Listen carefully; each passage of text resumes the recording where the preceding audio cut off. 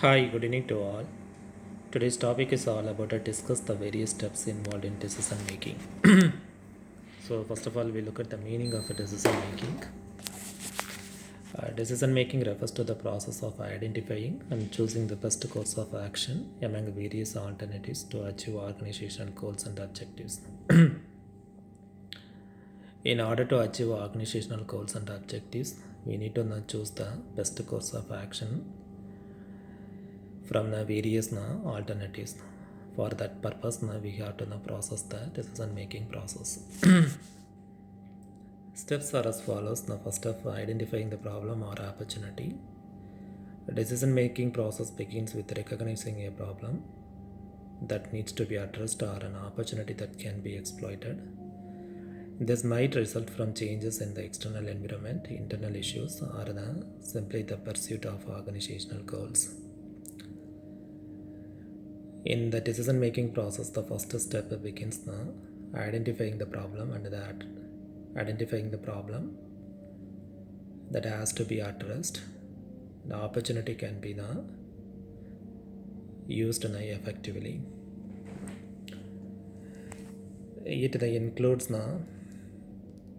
from the changes in the environment, internal issues, or simply the pursuit of organizational goals. Second step, defining the decision criteria. After identifying the problem or opportunity, it's crucial to establish specific criteria that the decision must meet. These criteria are the standards against which alternatives will be evaluated. Criteria may include factors such as cost, time, quality, risk, and alignment with organizational goals. So, in the second step, we need to define the decision criteria. It's a crucial one. So, we need to establish certain criteria to achieve the decisions. These criteria are the standard one. So the alternatives will be evaluated according to the standards one. Criteria may be the cost, the time, quality, risk, and the alignment with the organizational goals. Third step is generating alternatives. The steps involve the brainstorming and creating a list of potential solutions or alternatives. Encouraging creativity and diverse perspectives can lead to a more comprehensive set of options. In this step, we need to generate alternatives. So now for that, we have to do brainstorming and creating a list of potential solutions or alternatives. So encourage creativity and diverse perspective through which step we have to improve the set of options. The fourth step, evaluating alternatives. The alternatives are evaluated against the predefined criteria. This evaluation may involve qualitative and quantitative analysis.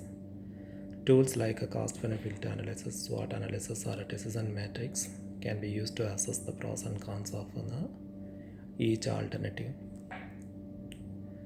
In this step, we need to assess alternatives. And, the quantitative and qualitative analysis used for this evaluation are tools like a cost-benefit analysis, SWOT analysis, and a decision matrix can be used to assess the alternatives. The fifth step is selecting the best alternative. Based on the evaluation, one alternative is chosen as the best course of action. The selection is often made using a combination of rational analysis, judgment, and an understanding of the organization's goals and values. After evaluating the alternatives, the next step is selecting the best alternative one. For that, we got to do rational analysis, judgment, and the understanding of the organizational goals and the values, through which we need to select the best alternative.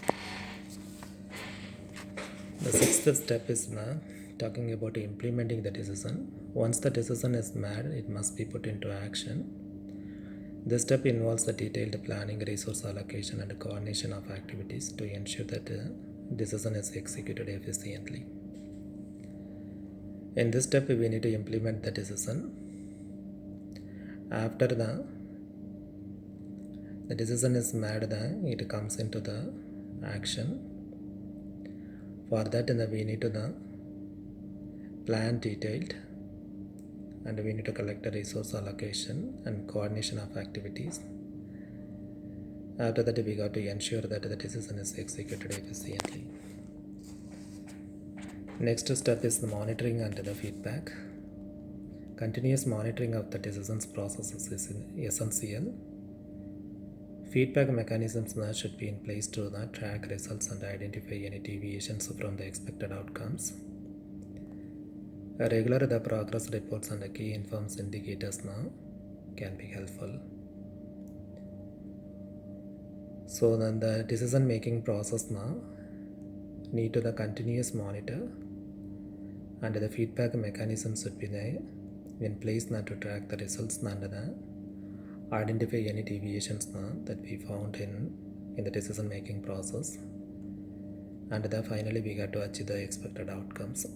For that purpose we need to use the key performance indicators and the progress reports. Next step is making adjustments. If the monitoring process reveals that the decision is not producing the desired results, it may be necessary to make adjustments. This could involve modifying the implementation plan, revising the decision itself, or even considering an alternative course of action. If the planned one is not producing the desired result, so we need to go to make the adjustments. For that we need to modify the implementation plan, revise the decision, or even consider the alternative course of action. Next step is the communication.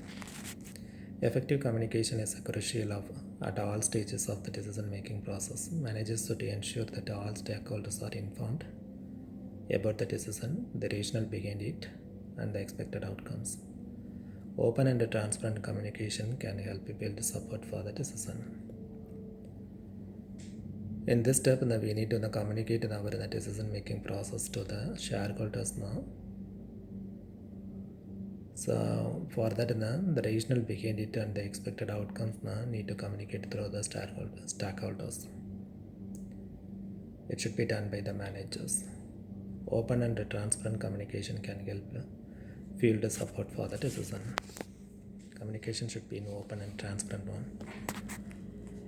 Documentation decision making should be well documented, including the rationale for the choice of the alternative, the criteria used, and the expected outcomes.